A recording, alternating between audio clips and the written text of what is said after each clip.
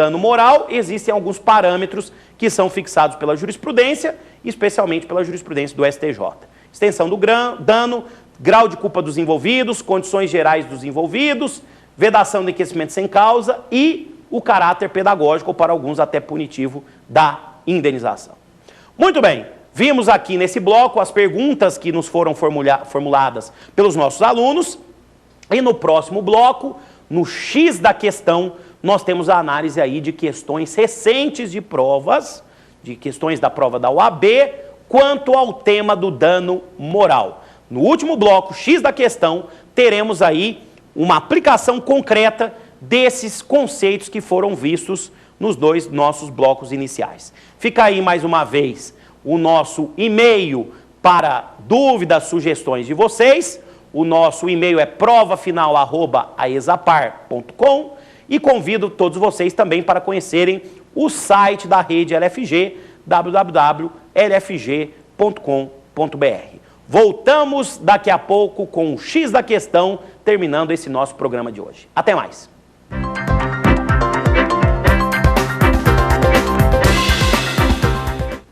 Olá pessoal, esse é o programa Prova Final. O tema da nossa aula de hoje é o dano moral e esse é o nosso terceiro bloco, o X da questão. Nesse bloco, eu procuro analisar com vocês duas questões de provas recentemente solicitadas e para que nós possamos, primeiro, testar todo o conhecimento que foi exposto nos dois primeiros blocos e, além disso, mostrar aqui para vocês uma boa técnica para resolver questões de prova. Bom, o que eu vou procurar fazer aqui para vocês é, primeiro, fazer a leitura de todas as duas questões e depois a gente vai tentando aqui desmontar, com base no conteúdo que foi exposto, qual seria a alternativa correta. Lembro aos senhores o nosso e-mail é provafinal@exapar.com e convido também para que entrem no site da rede LFG, www.lfg.com.br.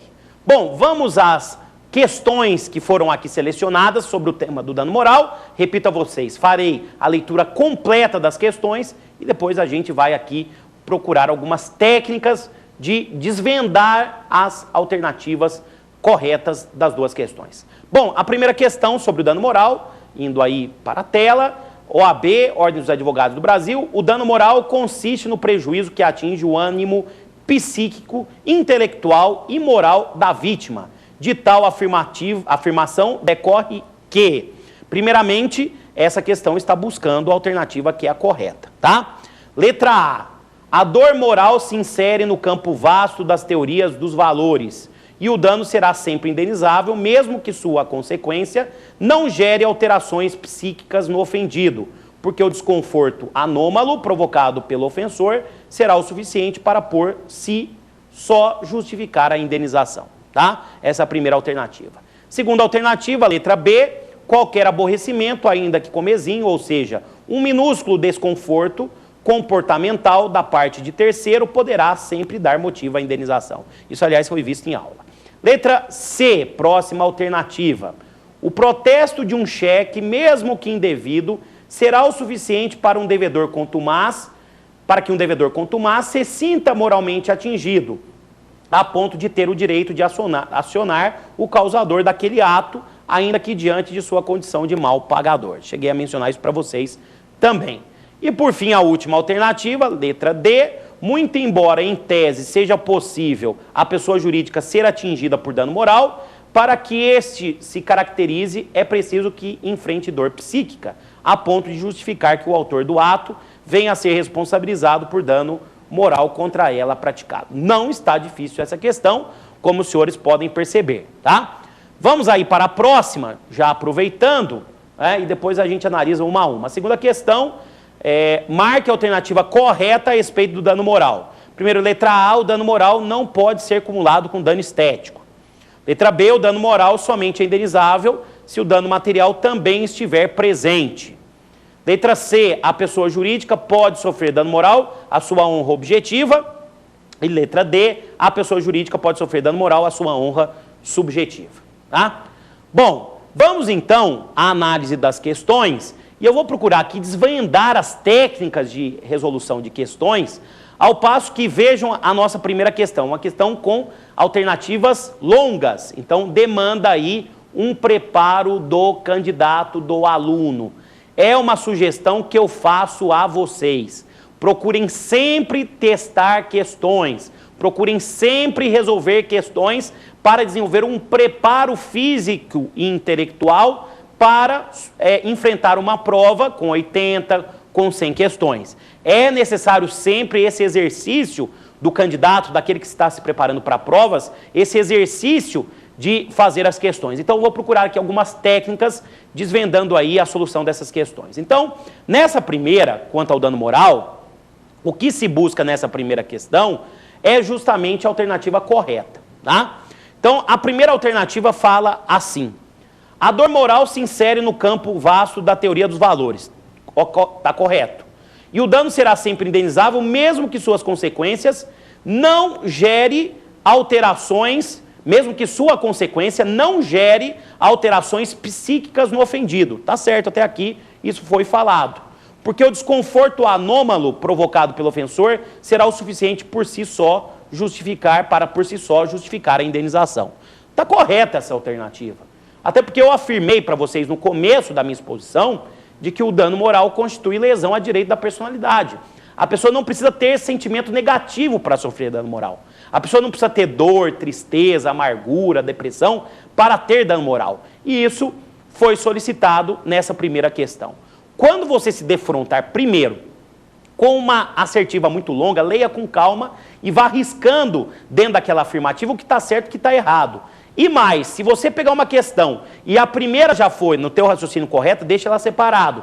Vai garimpando as questões que você considera como sendo alternativas incorretas. Essa é uma boa técnica. Você vai efetivamente garimpando e buscando aquela que é a alternativa correta e vai riscando a que você considera como incorreta. Tá? Bom, vamos lá, vamos para a nossa segunda questão, a segunda alternativa, letra B. Qualquer aborrecimento, ainda que comezinho, ou seja, um minúsculo desconforto comportamental da parte de terceiro, poderá sempre dar motivo à indenização. Já no começo, qualquer aborrecimento, ainda que comezinho, gera dano moral, de forma alguma. Isso foi mencionado para vocês, essa está incorreta. Isso foi mencionado aqui na nossa exposição. O dano moral não se confunde com os meros transtornos que a pessoa sofre no seu dia a dia. Há, inclusive, um enunciado de Jornada de Direito Civil, enunciado 159 da terceira Jornada de Direito Civil, que faz essa afirmação. O dano moral não se confunde com o mero transtorno que a pessoa sofre no seu dia a dia. E aí eu gostaria de um exemplo envolvendo aí produtos, né? O STJ tem analisado, entre os anos de 2010 e 2011, julgados a respeito da aquisição de produtos, né?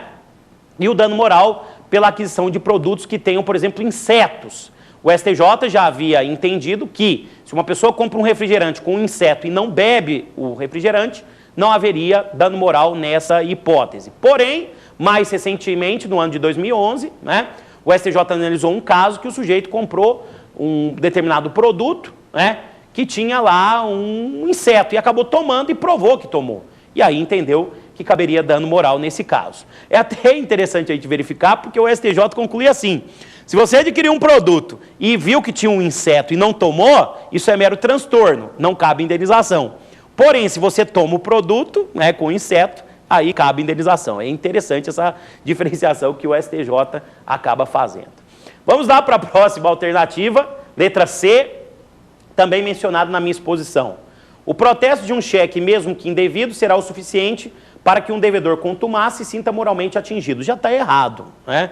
Se o sujeito ele é devedor contumaz, quer dizer, devedor reiterado, um protesto mesmo que indevido não gera dano moral, porque ele já teve aí uma lesão à personalidade por ato próprio, pelo fato de ser um mal pagador. Haveria uma culpa exclusiva da vítima. E o que se afirma é que não há dano. Eu citei aqui na minha exposição uma súmula que, na verdade, eu acho que não deveria ser assim generalizada, mencionando que se a pessoa já teve o nome inscrito em cadastro por valor devido, uma inscrição indevida não gera dano moral, né? Então, é mais ou menos essa ideia que está nessa alternativa C, né? Voltando lá, já no começo está errada, porque o protesto de um cheque, né, por si só, se é devedor contumaz, não cabe indenização por dano moral. Então, essa está